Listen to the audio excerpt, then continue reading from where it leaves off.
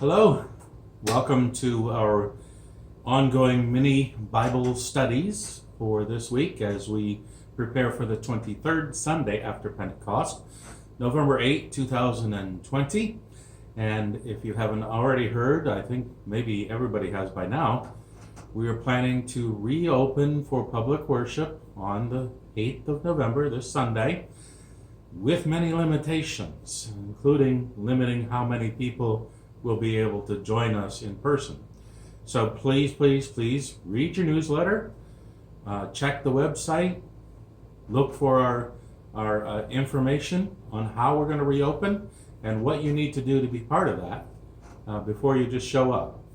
So thanks for being with me today. Today I want to look at Psalm number 70 and read that for you in just a moment, and then I'll share with you some of the reflections I've gathered with this. So very short psalm and very short reflections today.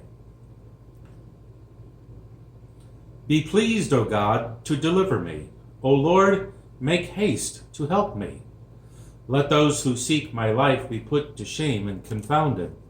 Let those who take pleasure in my misfortune draw back and be disgraced. Let those who say to me, Aha, and gloat over me turn back because of their shame. Let all who seek you rejoice and be glad in you.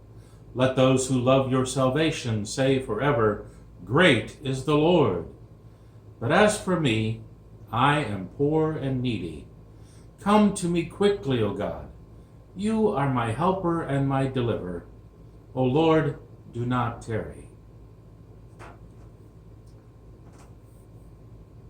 Well, the use of the first person pronoun tells us that this is an individual speaking this psalm, and it is the format of a prayer, as you can tell. It comes across to me as a pleading prayer, almost begging for deliverance and rescue. And it may be a private devotion, or maybe the individual is in the synagogue and using that ambiance for prayer. In whatever way we envision this individual, there is a sense of urgency in these words. He's looking for immediate help. And there is a sense that this is coming from one of the faithful, one who trusts is in the Lord, and that the Lord will carry out this prayer request. So this prayer carries with it the desire that the speaker's enemies experience exactly what they hope for the speaker, that turn back language. So there's a sense that the speaker wants everything, all of the stuff, whatever evil his enemies intended for him to rebound and actually happen to them. We might understand that thinking as it would serve them right, or let the punishment fit the crime. But there's that sense in this thinking. Conversely, the speaker prays that God would count him among the faithful, those who are blessed by God, and in this case, blessings of rescue and safety.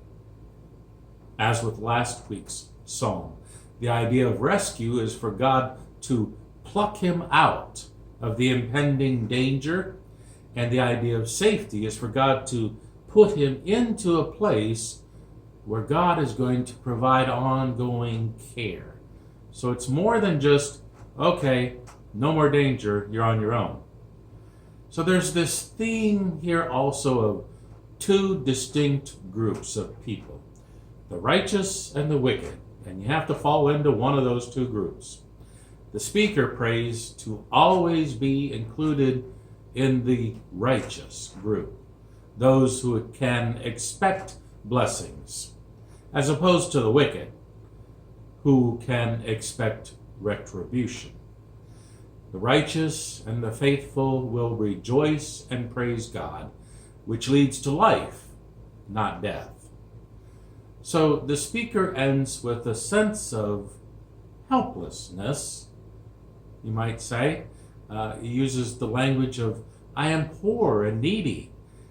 And I think that speaks more about the speaker's reliance on God for rescue and less likely about any financial concerns, poor in the terms of no money, but poor in terms of I'm helpless. I need you, God.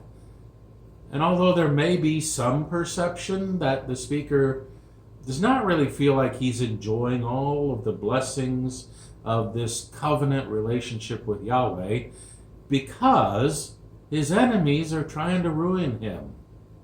So the speaker's conclusion makes it clear that the outcome is completely dependent upon God.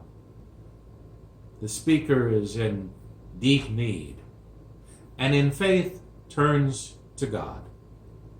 So the offering of an honest prayer in great need is a powerful thing, the most powerful thing.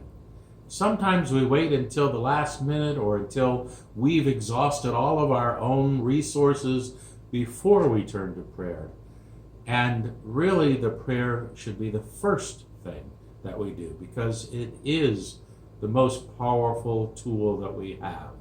This psalm reminds us that the living God who hears prayers still listens today. As I said, this is a short one. Thank you for joining me today.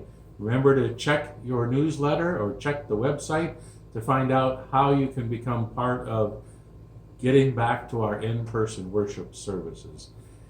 Have a great day. Take care. God bless.